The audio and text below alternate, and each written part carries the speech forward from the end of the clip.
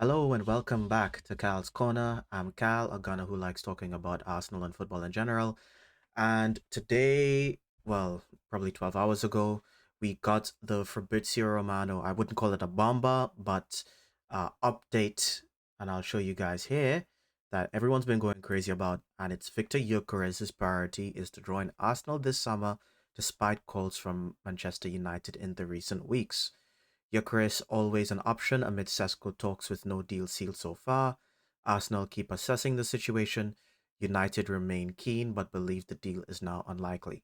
Now, so essentially, Gyökeres has told them, "Hey, um, thank you very much, Manchester United, but I still prefer Arsenal, and this is really good news for us. And I think we always knew that Gyökeres would prefer us over Manchester United. Let us be honest, we were just better positioned right now. We have Champions League football. We've finished quarterfinals and then semi-finals back to back. We've been finished second in the league 3 times in a row.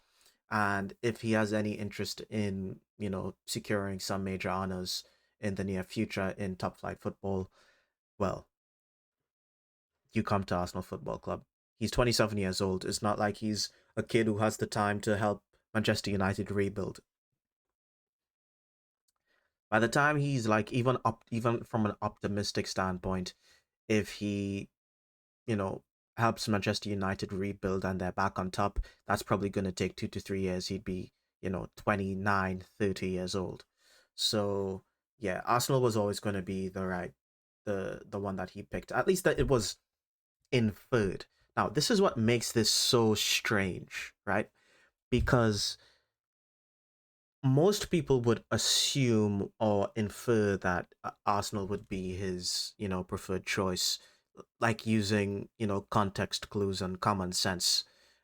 Except maybe Manchester United fans who are kind of still delusional. But besides those ones, even the realistic Manchester United fans would say, hey, Arsenal right now is a more attractive project. What is strange about this is the fact that Gyökeres is saying this, at least uh his man his agent or whoever is putting it out there that yes, no, that's my cat. Um yes, that we do want Arsenal, and to make that to put that out there, you know what I'm saying, is quite a risky move because let's say Arsenal doesn't pick Gyökeres, you're just gonna piss off Manchester United. That being said, according to um earlier sources in the week, you know, they keep saying updates about Gyökeres coming to London, coming to England, and him and his agent meeting with, Berta and meeting with the United guys, and they've been in, you know, even more dialogue than they were before. So it seems like whatever it would make sense to assume that whatever was discussed in those meetings that he went on between he went with Arsenal and he went on meetings with Manchester United, he's more convinced of the Arsenal project got double confirmed because he was always more likely to join Arsenal if we went after him. Now, the fact that he's actually kind of, you know, put it out there that yes, I want Arsenal makes me feel like we're probably going to start putting in like real solid bids and we're probably going to get him. Now, there were reports that we were putting in bids before, but I think those bids weren't official bids. It might have been along the lines of, hey, what do you think of this? What do you think of that? Like people just talking over the table, trying to ballpark what fee would work. And we did have that earlier kerfuffle with, Gyökeres' agent and Gyökeres going back and forth with the owners of Sporting and all that noise. Um, so yeah, it was a bit of a drama. Oh yeah, before I forget, please like the video, please subscribe if you want to subscribe. Anyway, that's out of the way. Where was I? So I feel like we're pretty serious about him, and I think it's because of the roadblock that we did get into with RB Leipzig concerning Sesko because they just aren't they're not budging with their price, and Sesko isn't with 80 million. And let's be honest, we've been going back and forth with them. We've been trying to take these two deals, and we've been chipping away at them. But I don't think RB Leipzig is going to lower their price. They're pretty stubborn, and I think we might just go in for Sesko. There's some people who think that Berta's doing some 3D chess move where he's using Eucharist to kind of bait RB Leipzig into lowering their price so they get Sheshko. I don't think so. I mean, I guess that could happen, but like thinking, and that did go through my mind, but thinking about it, Manchester United need a striker, um, Chelsea need a striker, Liverpool need a striker. The demand for strikers are quite high, and Seshko seems to be like a pretty good talent. So I think RB Leipzig's in a pretty strong position of power. That and the fact that Ekitike uh is also extremely expensive. They're asking for about 90 million for him. So between, like I think the top strikers that's kind of on the market right now is Sheshko.